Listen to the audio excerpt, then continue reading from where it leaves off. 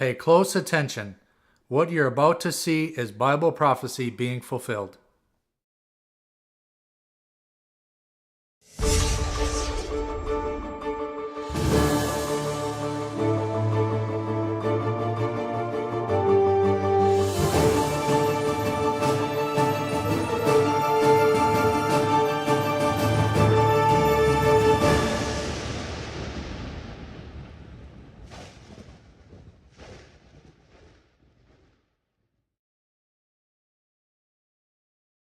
Welcome to another edition of YPN News, bringing you the news that relates to Bible prophecy and foretold by Yisrael Hawkins.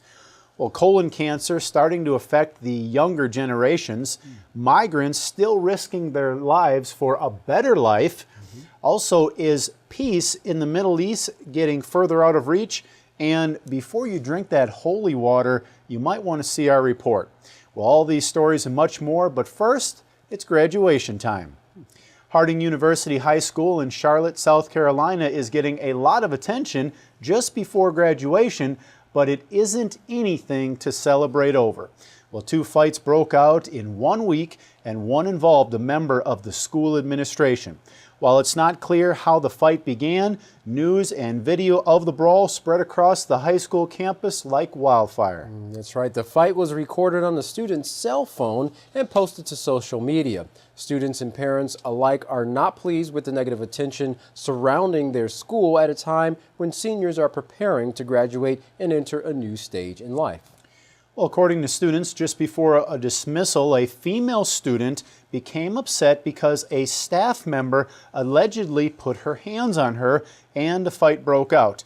It involved multiple students attacking the teacher. Wow. While the incident is still under investigation, Charlotte Mecklenburg School say any students involved will be disciplined according to the Student Code of Conduct. Sources say beside the student cell phone video, there also is surveillance footage from inside the school that will be used in the investigation, hopefully to determine what actually triggered the fight to begin with. Well, the CDC recently released new information of serious contamination in public pools and water parks, causing thousands of them to shut down operations. What is the problem, you ask? Well, bacteria levels are off the charts, causing more people than ever to get sick. The Today Show's Jeff Rawson and Josh Davis did their own undercover investigation, obtaining their own samples from pools and parks and sending them off to a certified lab for testing. Now, in a report, they shared the horrifying results with the public. Wow. So what did the lab find in the water samples? Well, everything from Enterococci, coliform, to E-Coli. And just so you know, this Enterococci is better known as fecal matter. Wow. Yeah, that's right. According to Dr. Robert Glatter, an ER doctor from Lenox Hill Hospital in New York City, this type of bacteria, he said, being present in public pools and the like, he stated, means that someone basically went to the bathroom and didn't clean themselves properly, or actually went to the bathroom in the pool. That fecal matter is actually there. Well, he said also even expensive water parks had numerous contaminants that we previously mentioned found in their water as well. Well, so what about chlorine and pool chemicals? Aren't they supposed to kill these bacteria? Well, they do help some, but don't get rid of everything. In fact, Dr. Glatter said the heat in the pool actually allows the bacteria to thrive. So, Katan, the warm pool waters are really the perfect environment, the breeding ground for these bacteria to grow and multiply. Oh, that's pretty disturbing. The Pseudomonas bacteria are also some pretty bad bugs found in public swimming places. Dr. Glatter told Rawson these are bacteria that cause a significant rash and can actually get into your bloodstream, making you very sick. So, out of all the pools they tested, only one came back totally clean. However, there was a totally different problem in that one.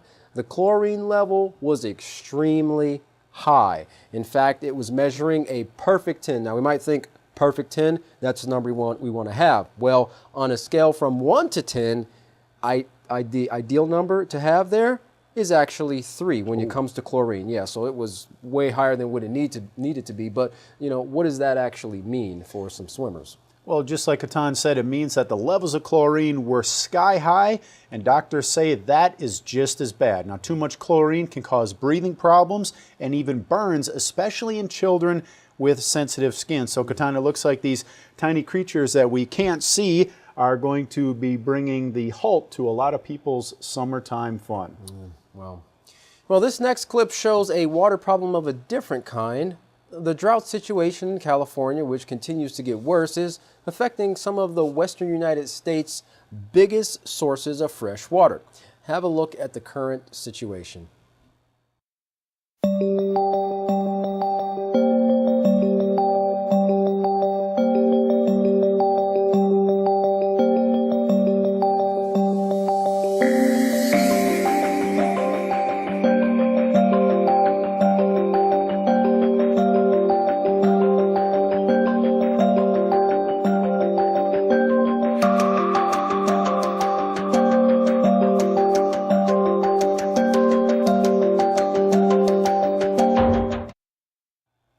Boy, it's amazing, Katan, how we can have floods in some areas, so much rain, and others still not enough. That's right. Well, turning now to another story concerning bacteria. This time it involves a 49-year-old woman in Pennsylvania. Reports say she was at a clinic there and doctors discovered a rare form of E. coli. So rare, it's the first known case of its kind in the United States. Interesting. Up until recently, there were many different cases of antibiotics to try to treat E. coli. However, this particular strain of E. coli bacteria does not respond to any of those antibiotics. Doctors admit no antibiotic exists can kill it. So it is a superbug that is resistant to antibiotics, even colistin, which doctors use as a last resort when all other antibiotics fail. There is no indication of how the bacteria got into the woman's system. Some are speculating because of the overuse of antibiotics. Bacteria start to get smart and can actually develop a resistance, or even more alarming, spontaneously mutate or get a resistance spontaneously. And as a closing note, Katan, this woman had not traveled outside the United States within the past 5 months, so they're already ruling out the fact that it came from a different country. She got it here in the United States, and no known antibiotic has had any effect on this strain of E. coli. So a homegrown superbug. It seems like science sometimes forgets that these bugs, these superbugs, they're actually living microorganisms that actually think and try to make it through life. So that mutation is occurring in a lot of things that we're seeing right now. Well, keeping with the theme of bacteria though coming from an alarming place, this time it's going to kind of be a little surprising to you. Larry McGee has our coverage tonight on a surprise streaming from a statue, as well as the latest information on the immigrant crisis. Larry? Belief in the miracles propagated by Catholicism would appear to many to be simply a matter of choice, but the experiences of one man in Mumbai are causing some to question whether or not that is actually the case.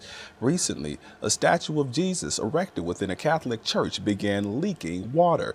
Parishioners began collecting and drinking the water, believing it to have curative and spiritual value, but Sanal Edamaruku shocked and outraged many churchgoers when he revealed that the liquid leaking from the statue was actually sewage.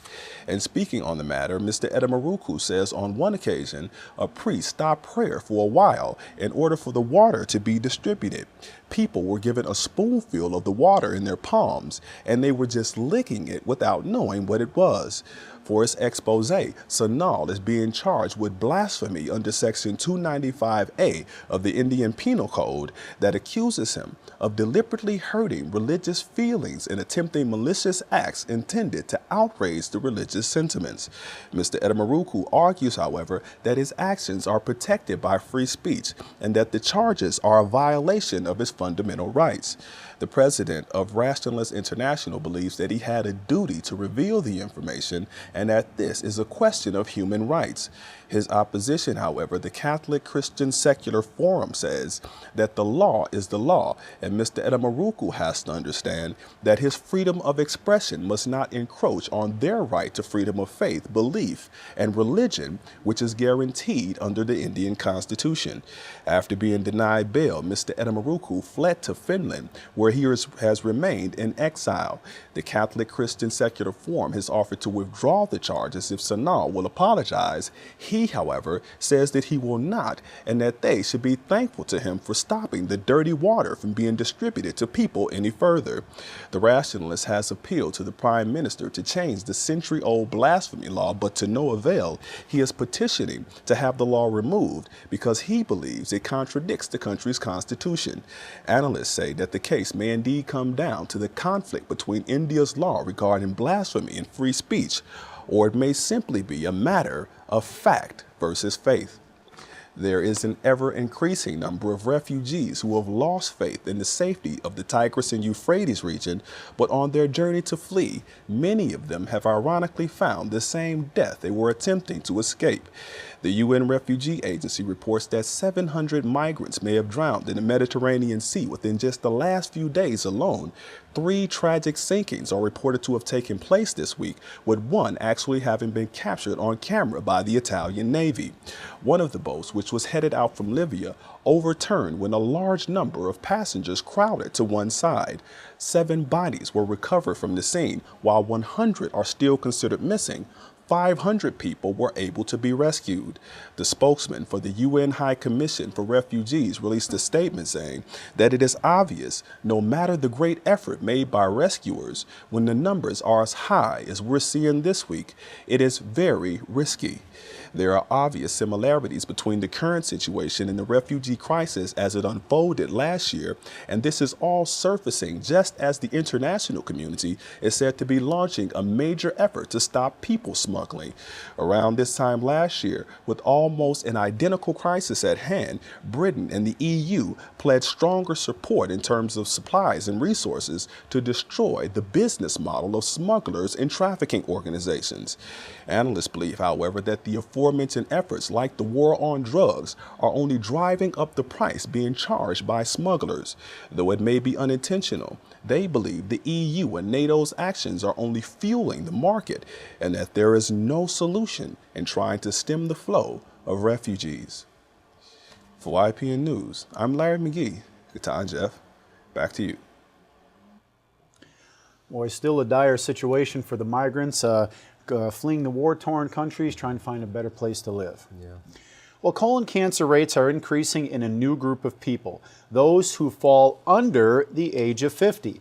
Dave Neway, at age 33, went to his doctor with complaints of stomach aches and was diagnosed with stage 4 colon cancer. Neway said that he's still perplexed as to how this happened. In the last decade, colon cancer rates have risen by 11.4% in people under the age of 50. That's right. Doctors say the reason for the rise is unclear, but speculate that it could be a cause by obesity, a lack of physical activity, and the American high-fat diet. Well, Dr. Daniel Labo, who treats colon cancer patients at New York's Mount Sinai Hospital, said that as we learn more and understand the genetic defects that go on with early colon cancer and study some of these younger patients, then perhaps we can hone in on which population of this younger population, those under the age of 50, that we need to screen closer. Dr. Labo continued, it's important to be aware that anytime there's a symptom, bleeding, change in bowel habits, abdominal pain, that needs to be followed up closely and not ignored just because the patient is under 50. And it was interesting in the report when they were talking about the American high-fat diet that as they were showing most of the pictures, and we brought this out previously in other reports, that they were specifically showing like bacon, sausage, you know, the pork dishes that doctors have already said affects the colon or the digestive system in a negative way. So it's no wonder why we're starting to see these rises. Well, a new documentary on Hollywood's dark side, which exposes how power players, as they call them, use their positions to prey on young, aspiring actors. Well, the new film is called An Open Secret. In it, several actors reveal how they were abused, one at the young age of 11. Evan Hensley is one of 5 telling their story in the documentary. The now 21-year-old said that he was abused for 5 years by his manager, Marty Weiss. Weiss was convicted for his sex crimes on Evan in 2012. In an interview with E.T. Big Picture, Hensley recalled his first time the abuse started. He said that he remembers that day they went to the park to play basketball, and it was that night that Weiss, touched him. Hensley also said, at 11, I didn't know what was improper. It just didn't make any sense to me. Well, that same manager is also accused of abusing the late Corey Haim and Corey Feldman. Feldman told E.T. that it didn't end there. Corey Feldman said, when I look back at a picture when I was 15 years old and see that I'm surrounded by 5 men, and every one of those men, pedophiles, well, that's a pretty big problem. Feldman continued, I was molested and I said yes. I allowed it to happen, but I was a child. Hensley said that it was an everyday business and that he was made to feel like he had to do it in order to get any job, and was told that this is common in the industry. At the age of 18, Hensley had enough. That's when he recorded a conversation with Weiss asking him why he abused him. Weiss's answer was, you were coming on to me. And keep in mind, Katan, he was 12 years old at the time. Of course, Hensley said that is not the case at all.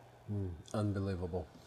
Well, it was that recording that helped put Weiss behind bars, and Hensley said that people don't always want to be the first to call out, to be the whistleblower. But what's sick is that children are being abused, fondled, and it sickens me, and I don't want to be a part of that. Former child Hollywood star Elijah Wood said that Hollywood has a seedy underbelly of child sex abuse, and that those responsible are being protected by the entertainment industry elite. Wood also told the Sunday Times there are a lot of vipers in the industry, people who only have their own interest in mind. He compared the abusers to Jimmy Savile, the British radio personality and actor who abused hundreds of children, and those claims were swept under the rug, only revealed after Savile's death just how many cases of abuse there really were. Wow. Corey Feldman concluded by saying, I can tell you that the #1 problem in Hollywood was, is, and always will be pedophilia. There was always a group of older men who surrounded themselves with a bunch of kids. Woods concluded by saying, I've been led down dark paths to realize that these things are probably still happening. Well, peace is not going to come through imposition. It's not going to come through a massive global conference with dozens of foreign ministers coming throughout the world. It's going to come when the Palestinian president agrees to actually sit down across the table with the Israeli president, and every issue is going to be on the table. Now, those words came from David Keyes, the spokesman for the Israeli prime minister. He continued by talking about the positive elements of the Arab Initiative and how Israel wants to open a discussion about this initiative. In fact, the regional initiative makes more sense than one involving the European communities that don't have a personal stake in its success or, of course, implementation.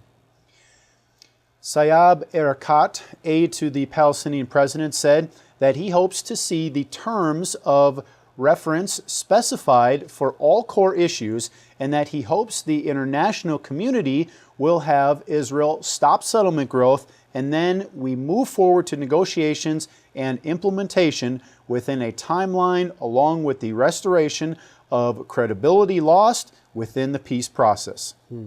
He concluded by saying that Israel has ignored the rules of international law and that it's time for the international community to stop treating the Israeli government like a government who's above the laws of man. It's time to hold the Israeli government accountable to its deeds and not words.